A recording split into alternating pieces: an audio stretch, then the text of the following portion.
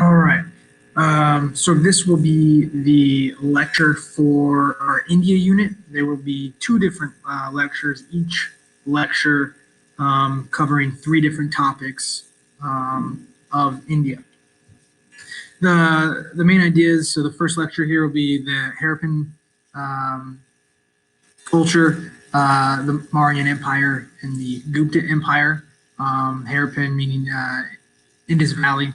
Main idea two, second lecture will be the Mughal Empire, the Muslim ruled India, British imperialism, British control of India, and then lastly, Indian independence when India finally was able to decide how they wanted to rule.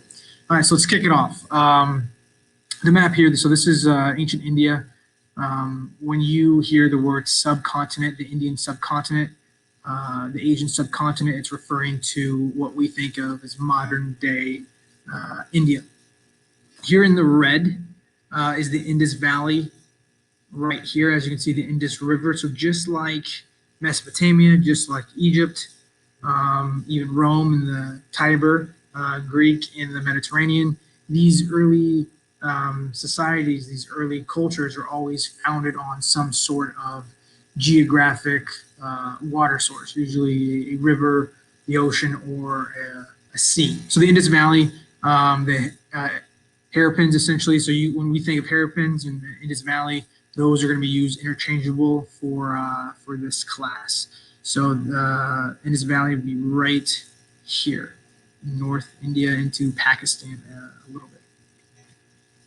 The Harappan civilization. So historians know less about the civilization in the Indus Valley, so the Harappans, than about those to the west, meaning Mesopotamia and Egypt. Reason for writing, they can't decipher into systems of writing. So if scientists and historians can't distinguish between the writing, it's hard to understand about the people of the Indus Valley. Evidence comes largely from archaeological digs, although many sites remain unexplored. Floods probably washed away many other sites and digs long ago. At its height, however, civilization of the Indus Valley influenced an area much larger than either Mesopotamia or Egypt. In Indus Valley, very similar time frame to Egypt. Around 2500 BC, while Egyptians were building their pyramids, people in the Indus Valley were laying bricks for India's first cities. So the Harappan civilization and the Indus Valley civilization in general, well known for their buildings and their grid system, which we'll talk about. Three, the Indus Valley civilization is sometimes called the Harappan. For this class, that's how we're going to refer to it. Because of the many archaeological discoveries made at that site. So the Harappan civilization is essentially one city within the Indus Valley. But since that is where most of the information from, or that we know about the Indus Valley comes from, we're going to use that term, the Harappan civilization. The people of the Indus Valley laid out their cities on a precise grid system. So if you look at the picture on the screen, you can see how it's very grid-like and everything has a meaning, just like in Quincy, just like any city that's laid out today. It is in a grid. So streets are going to go north and south, and streets are going to go east and west, and they're going to intersect. So think of like Broadway runs towards the river west, and then towards like Liberty to the east, and then you'll have like 24th Street, the streets that are numbered, 24th, 48th, 36th, they are running north and south, so they intersect. So precise grid system. Cities featured a fortified area called a citadel, which contained the major buildings of that particular city, of that particular area. Buildings were constructed of oven-baked bricks cut into standard sizes, so all of the building materials would be very similar in size. Unlike the regular sun-dried bricks of the Mesopotamians, these bricks would be uniform in size. Let's pop back up here. Early engineers. Why can't I see this? Early engineers. Something else read off of my thing. Early engineers also created sophisticated plumbing and sewage systems. And why that is necessary is because think of the disease that would occur if sewage was just building up in a city. As we talked about, Mesopotamian agricultural revolution, animals were starting to husbandry was starting to be around humans, and that causes diseases, just like a sewage backup would cause disease as well. Around 1750 BCE, the quality of the building in the Indus Valley cities declined. Gradually, the cities fell into decay, into despair. The fate of the cities remained largely a mystery until around the 1970s, so 50 years or so ago. Satellite images of the subcontinent of India revealed evidence shifts of tectonic plates. So essentially, the Earth was shifting. Tectonic plates, when you think earthquakes happen when those tectonic plates shift. The plate movement probably most likely caused earthquakes and floods, and those floods altered the course of the Indus River, and the earthquakes would level the cities. So combine those two, that's probably what happened to the Hairpin Society and Indus Valley Society in general. Okay. So that was the Hairpin Society or Hairpin culture. Now we're going to move on to the Mauryan Empire. So the Mauryan Empire will be the first, essentially, rulers, the first form of vast government rule in India. So the Mauryan Empire unified the various kingdoms of India under a single military ruler. Its leader, Chandragupta, created centralized rule and divided the empire into provinces.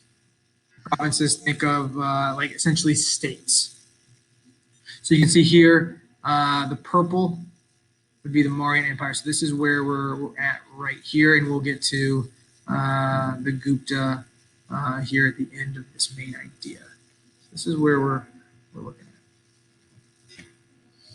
at. Chandragupta's grandson, Ashoka, brought the Mauryan Empire to its greatest heights.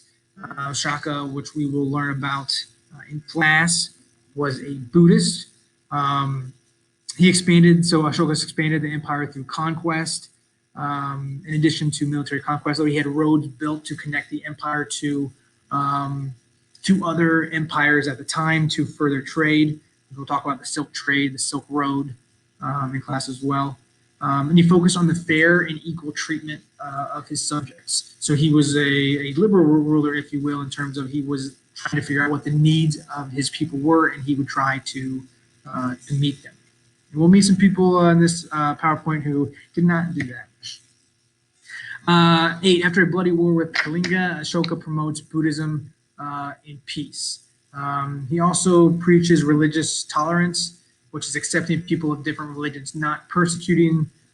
So if we think back to our last unit, Rome, the Roman government would persecute the Christians because they were not believing what the government wanted them to. Ashoka also built roads with wells along them, so it was easy to travel from place to place. Ashoka dies in 232 BC, and kingdoms in central India soon break away. So essentially, Ashoka, or the Mauryan Empire, was holding that empire together.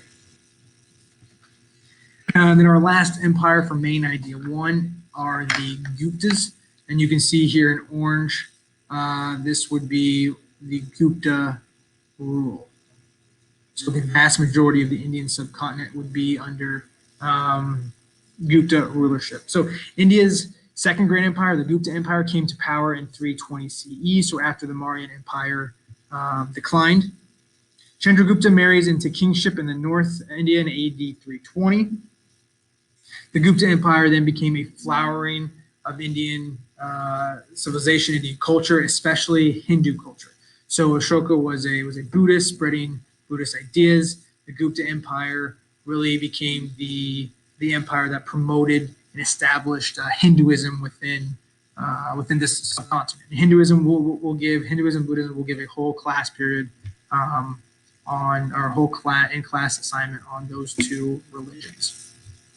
So during the Gupta Empire, which lasted, give or take, 200 or so years. Knowledge of math, art, astronomy, sciences increased. Almost 1,000 years before Columbus, or before Christopher Columbus and the European explorers, Indian astronomers proved that the Earth was round by observing a lunar eclipse. During the eclipse, the Earth's shadow fell across the face of the moon. The astronomers noted that the Earth's shadow was curved, indicating that the Earth itself was round. So under the Gupta Empire, the main takeaways: Hinduism was at the forefront of culture and science and art and math, astronomy. A golden age, if you will, was starting to become established. Okay. So that's all for main idea 1. We'll be back for main idea 2 when we talk about the Mughal Empire and the Muslim transition of power.